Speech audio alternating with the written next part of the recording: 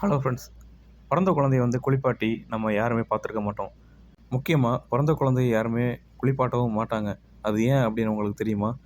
அது தெரியும் அப்படின்னா கமெண்ட் பண்ணுங்கள். அதை தெரிஞ்சுக்க நினைக்கிறவங்க வீடியோவை லைக் பண்ணிவிட்டு, நம்ம சேனலுக்கு உங்களோட சப்போர்ட் எப்பயுமே முக்கியம். அதனால் சப்ஸ்கிரைப் பண்ணிவிட்டு வீடியோ கண்டினியூ பண்ணிக்கோங்க. ஒரு புதுசாக பிறந்த குழந்தைய யாருமே குளிப்பாட்ட மாட்டாங்க, ப்ளஸ் துடைக்க கூட மாட்டாங்க. அது ஏன் அப்படின்னு பார்த்தீங்கன்னா, அதுக்கு காரணம் ஒரு வெர்னிக்ஸ் கேசியோசா அப்படின்ற ஒரு கொழுப்பு அடுக்கு தான் காரணம். இந்த கொழுப்பு அடுக்குக்கும் குளிப்பாட்டுறதுக்கும் என்ன சம்மந்தம் அப்படின்னு தானே கேட்குறீங்க? அதுக்கு முதல்ல இந்த வெர்னிக் கேசியோசா பற்றி நீங்கள் முழுசாக தெரிஞ்சுக்கணும். ஒரு வயிற்றில் குழந்தைய இந்த வெர்னிக் கேசியோசா என்ன பண்ணும் அப்படின்னு பார்த்தீங்கன்னா, இந்த குழந்தையோட உடம்பை சுற்றி மூடி வச்சுருக்கோம். அது எதுக்காக அப்படின்னா, இந்த வெர்னிக் கேசியோசாவில் புரதம் அதிகமாக இருக்கும். அந்த புரதம் என்ன பண்ணும் அப்படின்னு பார்த்தீங்கன்னா, வயிற்றில் இருக்க குழந்தைய எந்த ஒரு பாக்டீரியாவும் பாதிக்காமல் பார்த்துக்கிறதுக்காக. இந்த வெர்னிக் கேசியோசாவுக்கு எக்ஸாம்பிள் சொல்லணும் அப்படின்னா ஒரு முட்டையை மைண்டில் வச்சுக்கோங்க. அதுதான் வெர்னிக் கேசியோசா. ஏன்னா ஒரு முட்டையில் தான் புரதச்சத்தும் கொழுப்பு சத்தும் கலந்துருக்குது.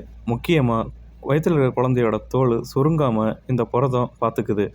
இந்த வெர்னிக் கேசியோசா தான் வயிற்றில் இருக்கிற குழந்தைய வெளியே தள்ளுது. அப்படி தள்ளும்போது என்ன ஆகுது அப்படின்னு பார்த்தீங்கன்னா, அந்த லேயர் குழந்தையோட தோலோட இன்னும் இறுக்கமாக இணைக்கப்படுது. அப்படி இணைக்கப்பட்ட லேயர் அந்த பிறந்த குழந்தையோட தோலில் ஒட்டியிருக்கும். அந்த லேயரை நர்ஸுகளோ இல்லை டாக்டர்ஸோ க்ளீன் பண்ண மாட்டாங்க. அப்படி க்ளீன் பண்ணாமல் அந்த லேயரை குழந்தையோட தோல்லையே காயவும் விட்டுறாங்க. இது எதுக்காக காய வைக்கிறாங்க அப்படின்னு பார்த்தீங்கன்னா, இந்த லேயர் குழந்தையோட தோலுக்கு லோஷன் மாதிரி யூஸ் பண்ணுறாங்க. இதனால தான் குழந்தையோட தோல் ரொம்பவே சாஃப்டாக இருக்குது. அது மட்டும் இல்லாமல் பிறந்த குழந்தைங்களுக்கு இன்ஃபெக்ஷன் ஆகாமல் தடுக்கிறதும் இந்த லேயர் தான். அதனால தான் டாக்டர்ஸ்லாம் பிறந்த குழந்தைய குளிப்பாட்டுறீங்க அப்படின்னு சொல்லுவாங்க. சுகாதார நிறுவனமே ஒரு புதுசாக பிறந்த குழந்தைய 6லேருந்து 24 மணி நேரம் வரையும் குளிப்பாட்டக்கூடாது அப்படின்னு சொல்லியிருக்காங்க. அப்படியே அந்த குழந்தைய நீங்கள் சுத்தம் பண்ண நினச்சாலும் மேலே இருக்க பிளட் டாட்ஸை மட்டும்தான் லேசாக துடைக்கணும் அப்படின்னு சொல்லியிருக்காங்க. இந்த தகவல் உங்களுக்கு பிடிச்சிருந்துச்சுன்னா மறக்காமல் இந்த வீடியோவை லைக் பண்ணிக்கோங்க.